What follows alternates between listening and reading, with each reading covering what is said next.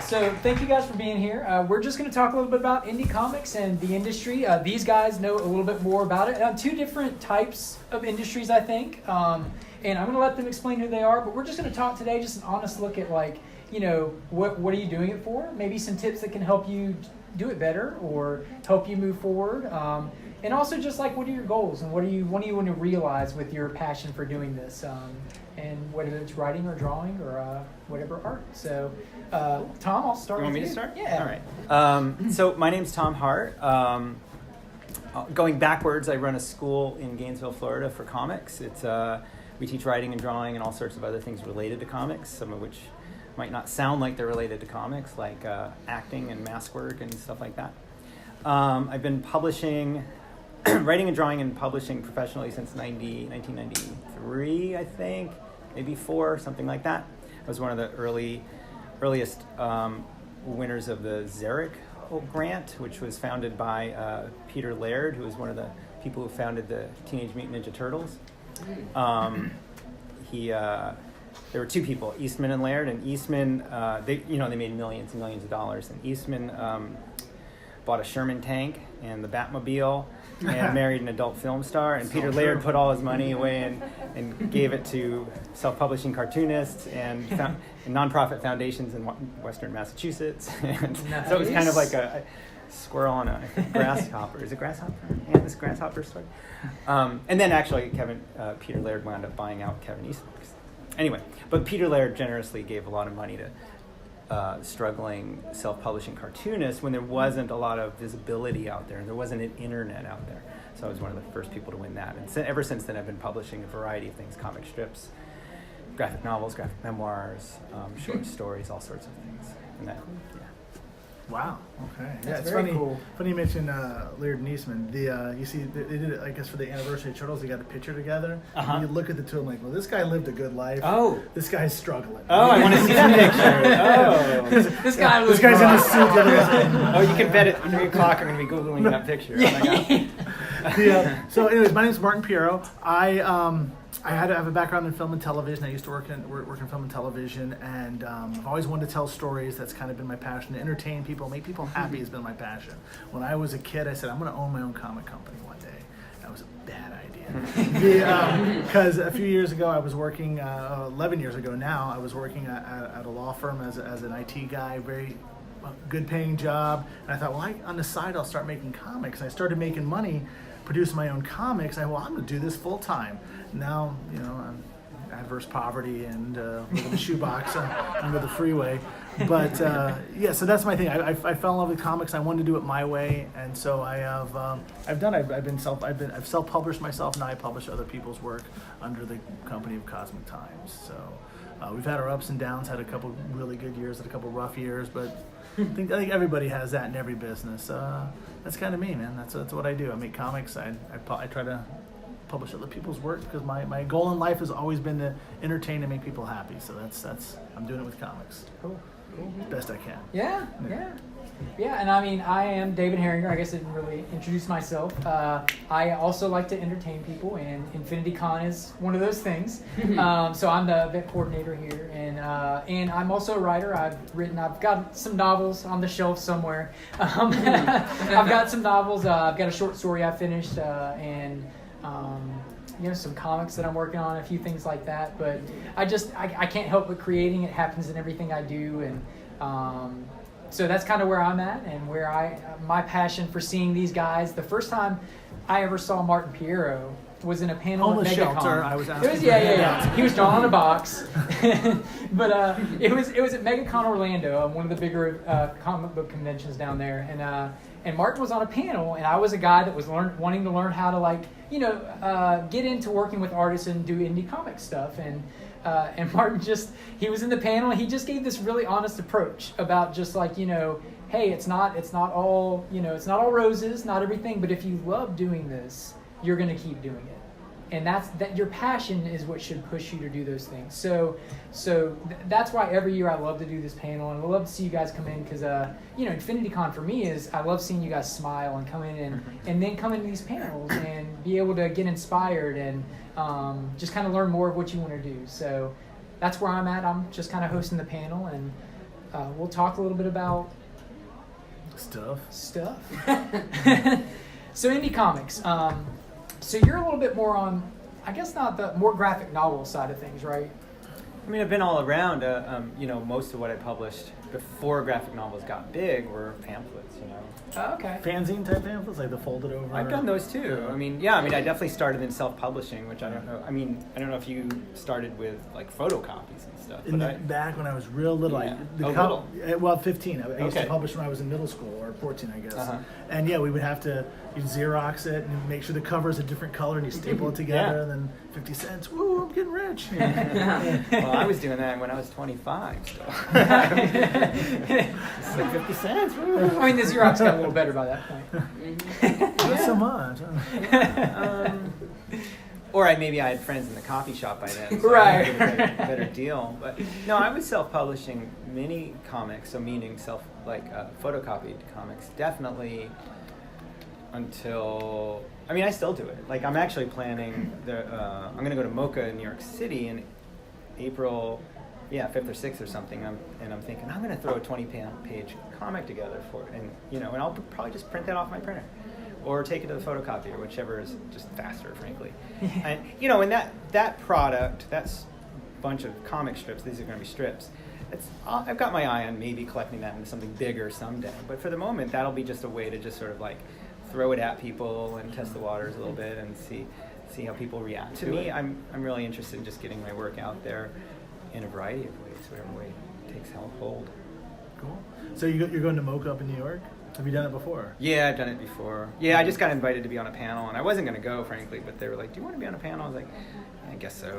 Now, what is MoCA for everyone? Sorry, it stands for the Museum of Cartoon and Comic Art, and it's a convention like this, probably Crazy big. a little bigger, yeah. And it's held in New York City on April 6th and 7th. Cool. And that's more of an indie-centric show, right? Yeah. Yeah, it's like SPX and stuff like that. Yeah, exactly. So what would you guys?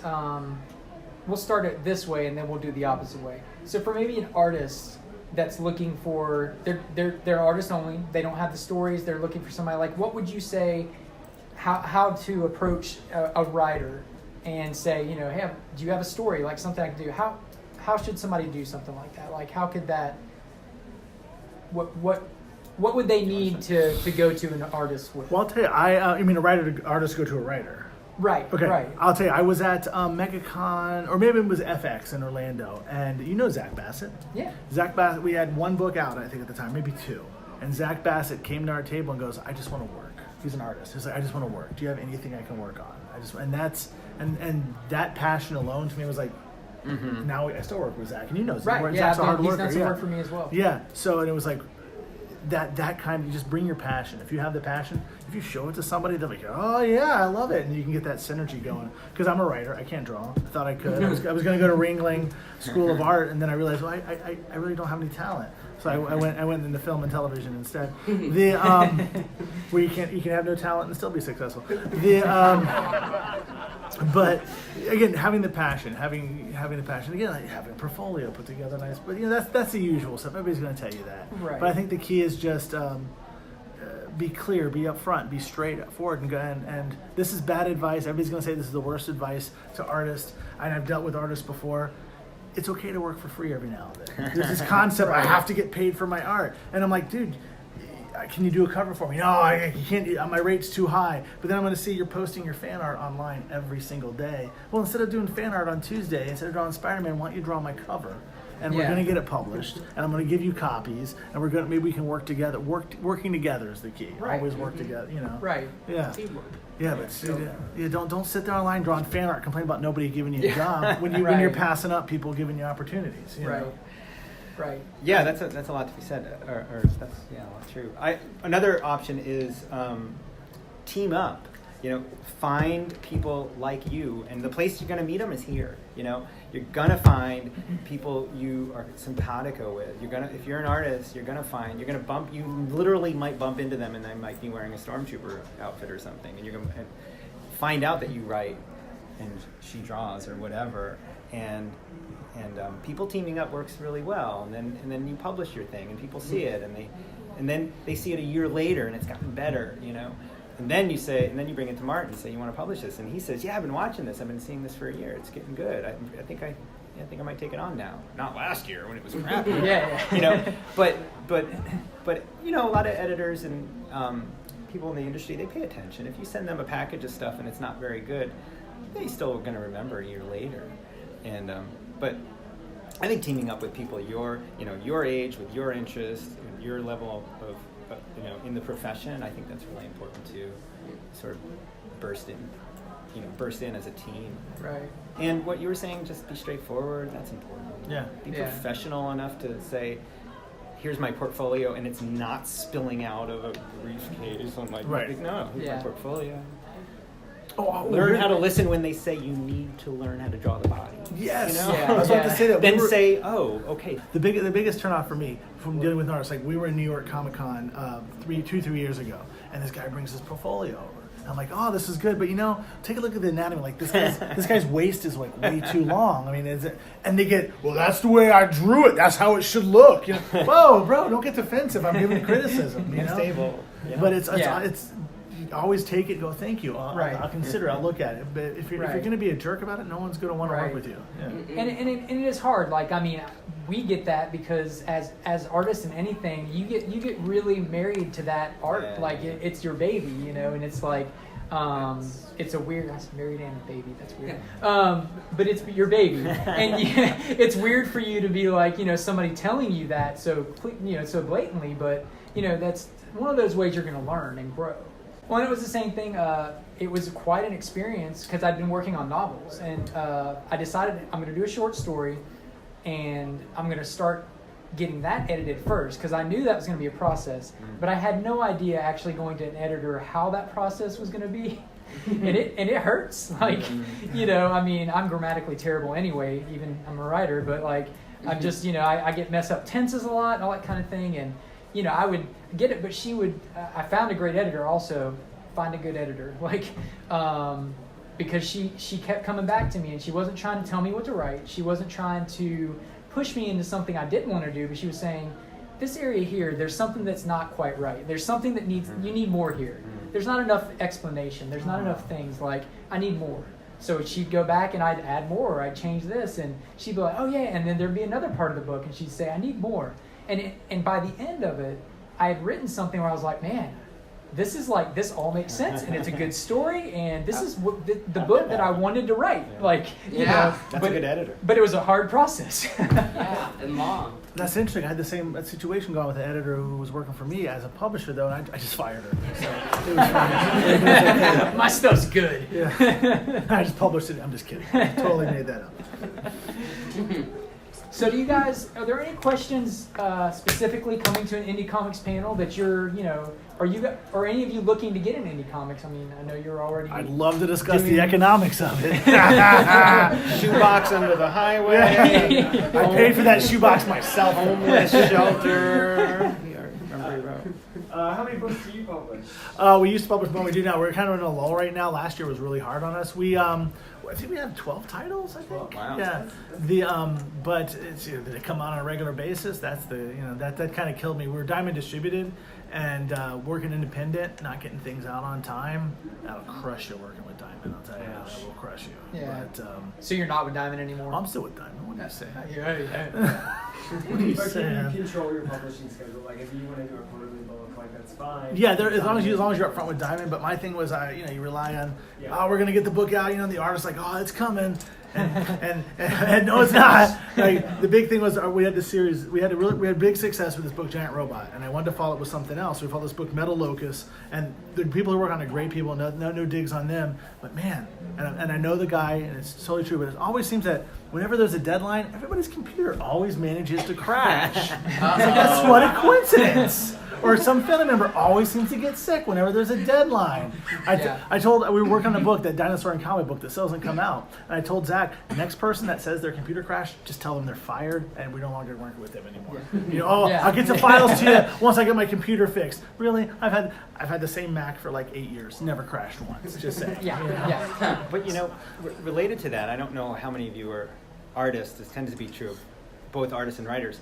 For the bigger publishers, like the Marvels and the DCs and things, the editors there, they want you to be reliable. They're more interested in you being reliable than you are in being super great. They need you to make their job easy. Their job is managing a bunch of artists and a bunch of writers and getting that chain of titles out the door. If you're late all the time, they're not interested. It doesn't matter how good you draw. They want you to be reliable. Sure.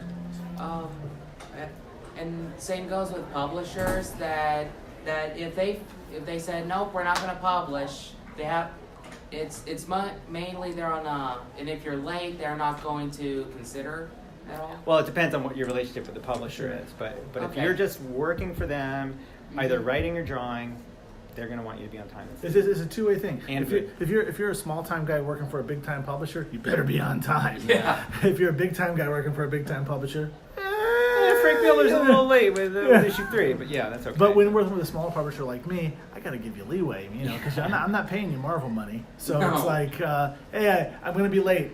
It's okay. But you're the one who's going to get kicked by Diamond. Yes, and Ouch. I got kicked by Diamond last year really hard. Yeah. Yeah. And so do you relist? I've relisted before, but it's when we say if you relist and your first one sold 800 units, then you relist, you're only going to sell 400 units. Right. It's almost like a second issue at that point.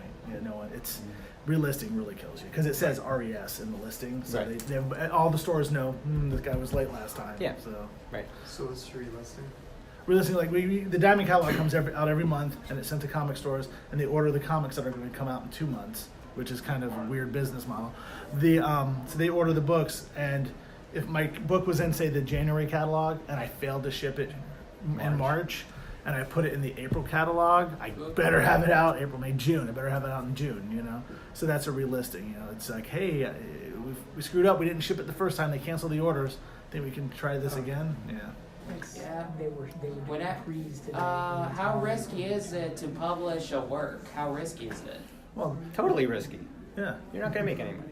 Well, He's telling you that. But even then, it's still But emotionally you risky do it too, though. Oh, sure. People might not like it. Yeah, when people say, "Oh, and I got my first bad review," I was like, "I'm gonna complain to this." No, I'm trying to resist that. I want to send an email to this guy. But you do it because you got to get it out anyway. You do it because it just, you Creators want to create, man. You got Yeah, to. you want to tell that story. You want to reach somebody. You believe somebody's out there that can be reached with this particular story. So both of you guys have a lot of artists and writers coming through your halls. He has a lot more than I do. That's for sure. Okay, how many are on your staff?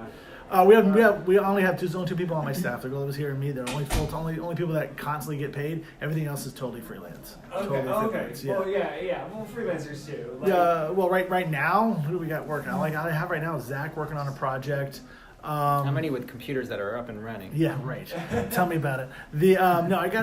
We just put out Deep Space Tragedy issue 4 that's written and illustrated and lettered by Mike Wagner, but with colors by myself and 2 other guys, just to get it done in a timely fashion, because I love Mike. He gave me a 22-page first issue, 27-page second issue, 30-page third issue, and a 49-page fourth issue. I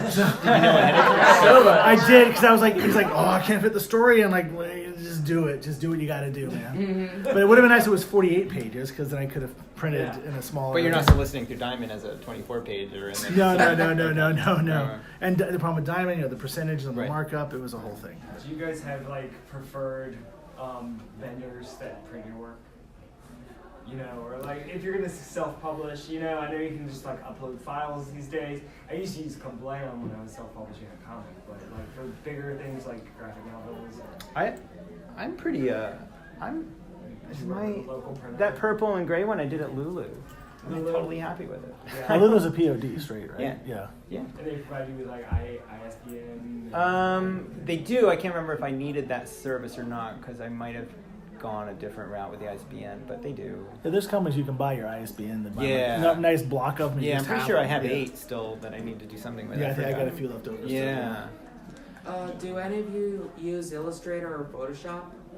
Yeah, I need to use Illustrator, but I use Photoshop. I'm the worst. I'm supposed to use Illustrator. Yeah, I use both. I mean, I don't know anyone who doesn't use Photoshop, Yeah. and lately I don't know anybody who's not complaining about the price of Photoshop. I don't know what I'm going to do. It's getting too expensive. There's a new company called Affinity that's making all these these sort of competitors to, and what we use Photoshop for is not that complicated. Like you do not need the variety of things that Photoshop makes. It's just a learning curve, I guess. I'm afraid of. Yeah, sure, I understand. Illustrator's better for certain kinds of design-heavy things. So if I'm lettering a book, I'm probably doing it in Illustrator. If I'm coloring a book, I'm probably doing it in Photoshop. You're doing that you would use for Photoshop what? To color a book? To color, yeah.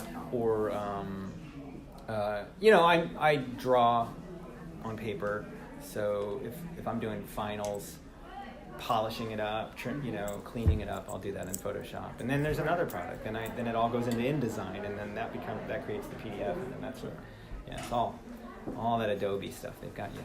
To your question about printers, Because, I don't want to about vendors, just doing printers. I'm not going to say who's better. I've worked, I think, almost with every printer there is at this point. Really? Like online or local? No, like online, the big comic printers. I got Marquee out of Canada. Oh, yeah. BR printers. Kablam. I just printed. I'm working with this company called Kraken. They did our trade paperback. This one. Came nice shrink wrap. It's really nice. They did this. This was printed in not China, Taiwan. Printed in Taiwan. Taiwan. Oh. Yeah, it takes about 8 weeks to get it. What's though. the price point on that? This was not that you shouldn't pay full price at the table. I think I paid like just around $4 for it. Uh-huh. Maybe less because I think it was like $3.85 or something. Because I'm a $9.99 price tag. And that's full color. Is that 70 pages? What is that? About 84, I think. Yeah. Yeah. Can you make a comic using Illustrator? Sure. Anything that... Who was it? Steve Lieber, he's a really great comic artist. He said a comic artist draws with a printing press, which is a fancy way of saying any way you get your book out is fine, Mm-hmm. I find the drawing tools in Illustrator complicated, but other people might find it pretty easy. I mean, people are working in Procreate on iPad Pros really well. I don't know. I think I could use an iPad right now. Well, my creative director, who's Zach, he's not an employee, but I do have 3 employees, yeah. He just doesn't get paid.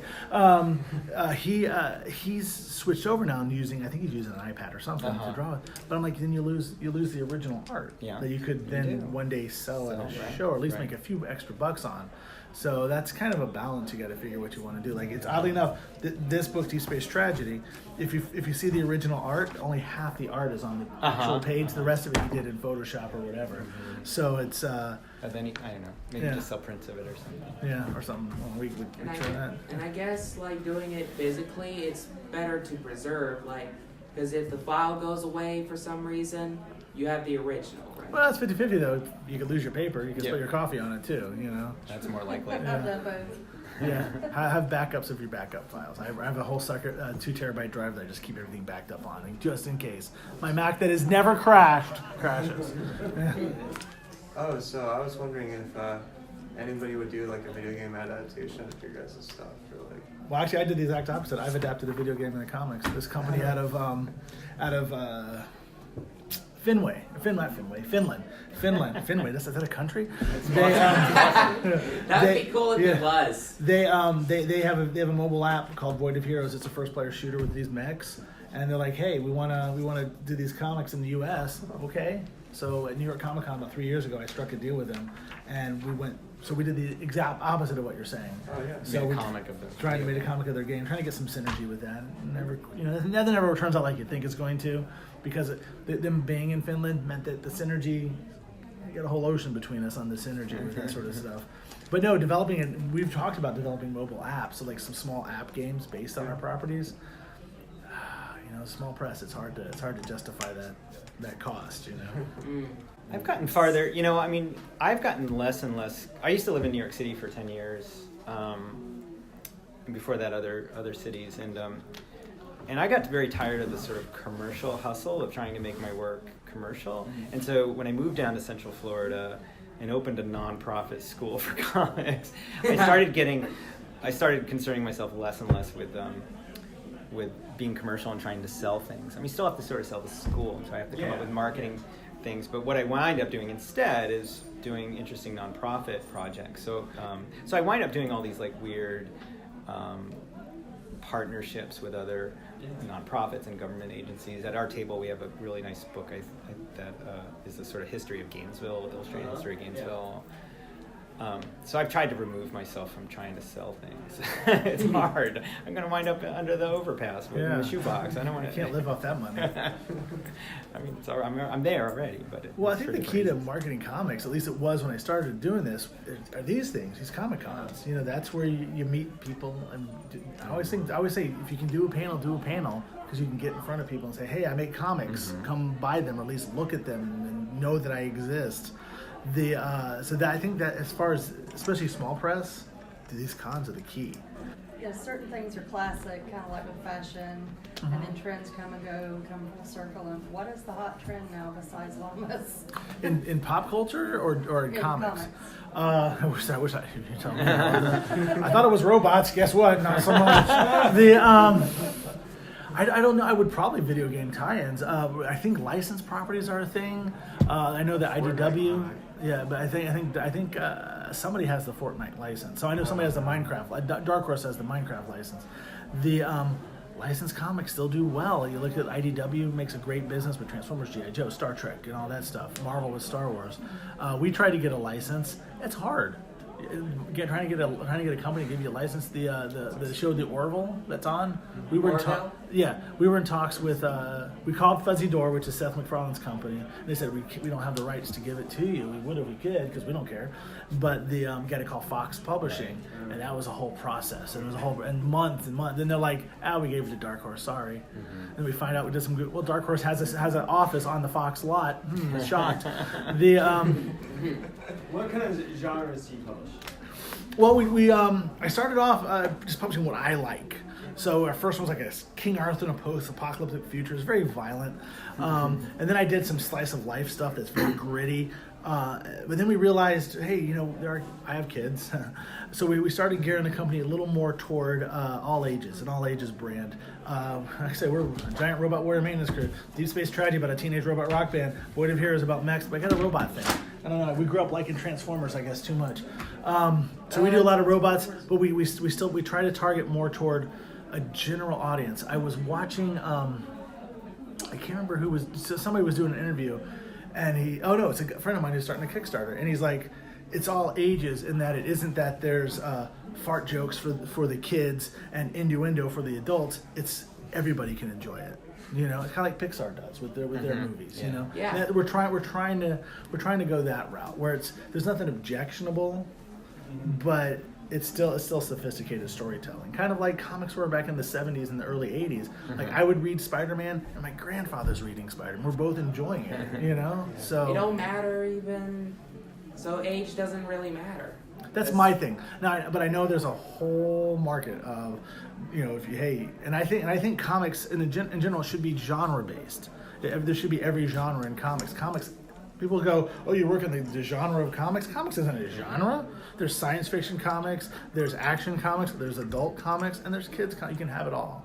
But we try to spread the board because we do a lot of work with schools, like elementary schools, and it's hard to go, hey, I got this book, but there's no kids in here. I got this book. This guy gets raped in this book. You should give it to the kids. No. No, you wouldn't. No. So we got robots singing rock and roll. Let's do that book to the kids. You're attempting to be like Queen. Basically, don't follow one single formula.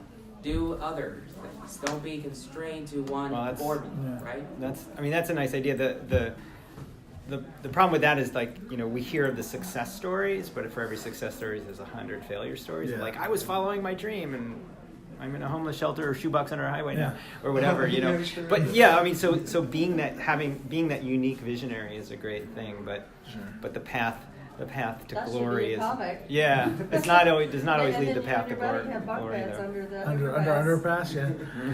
Don't think we don't. But all the superhero movies and stuff, they're creating a larger audience, I think, these days, and. If you go to France or something, there's a huge audience. I've heard, a huge audience for different genres. You were talking about different genres.